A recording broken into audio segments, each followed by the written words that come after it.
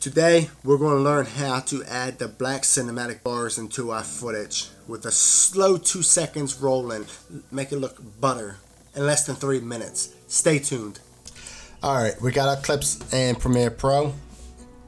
We color graded it. You know, for the example, we color graded it. We got them set the way we want it. So what we're going to do is we're going to go to our project folders. We're going to right click on the mouse, new item, adjustment layer. We're going to click yes.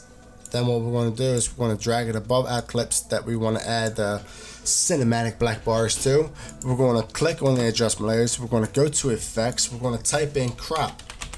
What this is going to do under video effects and then under transform, we're going to drag and drop the crop on top of the adjustment layers.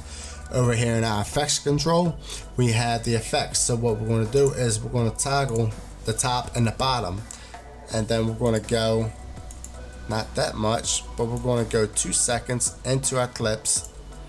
There we go. Boom, 2 seconds. We're going to go back to the top. We're going to type 10. We're going to the bottom. We're going to type 10.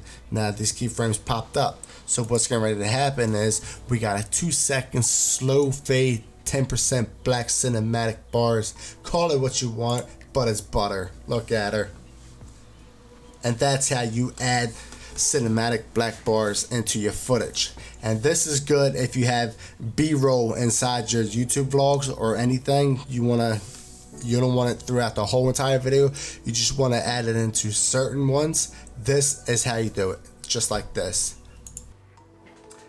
And that, my friends, is how you add cinematic black bars to your footage. Any footage, however you want, when you want, just crop the black bars in. And then you can even make a slow, you do more than 2 seconds. You can do 5 seconds, you can do 10 seconds. Slow intro.